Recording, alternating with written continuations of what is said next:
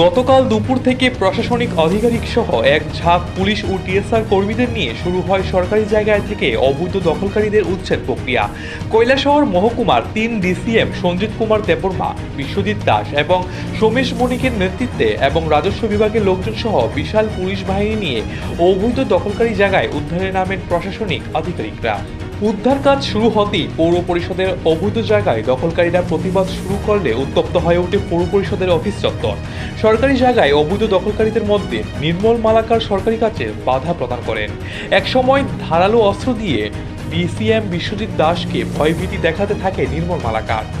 গোটা ঘটনা পুলিশের সামনে ঘটলেও পুলিশ প্রশাসনের কর্তা বাবুরা নীরব দর্শকের ভূমিকা পালন করছিলেন। মুহূর্তের মধ্যেই নির্মল মালাকার সেখান থেকে পালিয়ে গেলেও প্রায় রাত ৯টা পর্যন্ত বহু কসরতের পর আধিকারিকরা পুলিশ প্রশাসনের সহযোগিতায় পুর পরিষদের সরকারি জায়গা অবৈধভাবে দখলকারীদের কাছ থেকে উদ্ধার করতে সক্ষম হয়। উক্ত এলাকায় উত্তপ্ত পরিস্থিতির কারণে রাতভর পুলিশ মোতায়েন করে রাখা হয়। সরকারি জায়গায় দখল নেওয়া সম্পর্কে তিনি ডিসিএম এর কাছে এই বিষয়ে জানতে চাইলে ওনারা জানান এই বিষয় সম্পর্কে তাদের উদ্যোস্থ কর্তৃপক্ষ বিশদভাবে জানাবেন। গতকালের এই ঘটনা সম্পর্কে আজ সকাল 11টা নাগাদ মহকুমার শাসক প্রদীপ সরকার একান্ত এক সাক্ষাৎকারে জানান যে গতকাল পৌর পরিষদের অফিস চত্বরে কিছু সরকারি জায়গা যেগুলো বহুদিন ধরে কয়েকটি পরিবার দখল করে রেখেছিল, আইন মোতাবেক তাদের উচ্ছেদ করতে গেলে সরকারি জায়গায় অবৈধ দখলকারীরা বাধা দেয় এবং অকথ্য ভাষায় গালিগালাজ করে। এমনকি নির্মল মালাকার নামের এক ব্যক্তি ধারালো অস্ত্র দিয়ে ডিসিএম বিশ্বজিৎ দাসের উপর চড়াও হয় এবং তাকে সহযোগিতা করে সুবোধ মালাকার। সরকারি কাজে বাধা এবং অকথ্য ভাষা গালিগালাজের ফলে কৈলাসহর থানায় নির্মল মালাকার ও সুবোধ মালাকারের নামে অভিযোগ দায়ের করা হয়েছে, যার মধ্যে সুবোধ মালাকারকে গ্রেপ্তার করেছে কৈলাসহর থানার পুলিশ। বর্তমানে নির্মল মালাকার পলাতক, পুলিশ তাকে খুঁজছে। এখন দেখার বিষয় পুলিশ কতদূর নির্মল মালাকারকে আইনের জালে তুলতে পারে।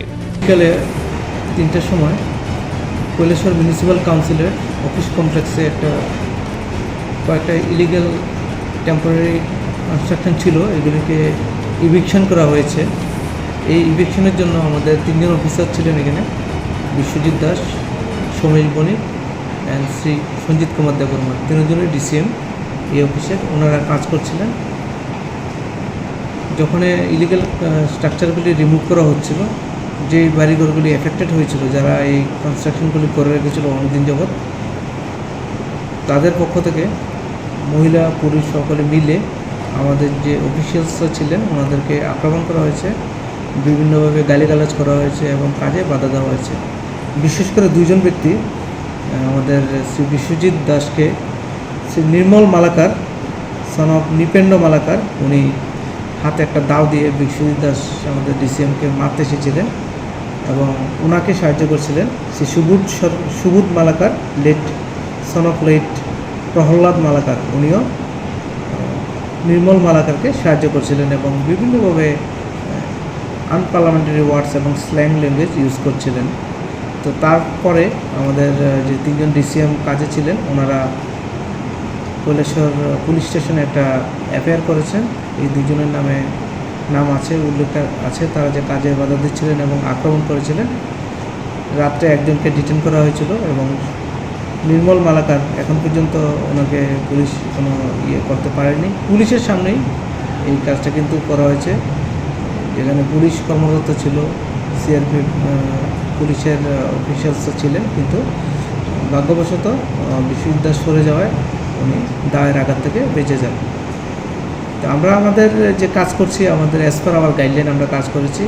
যে জায়গাটা ইলিগাল কনস্ট্রাকশনগুলি ছিল সেগুলি আমরা সরিয়ে দিয়েছি এবং এখানে কৈলাসহর মিউনিসিপ্যাল কাউন্সিলকে বলা হয়েছে তারা যে ওনাদের যে বাউন্ডারি সেটা যাতে ওনারা পার্মানেন্ট বাউন্ডারি বা অন্যভাবে। নিজস্ব প্রতিনিধি রিপোর্ট, এশিয়ান টাইমস।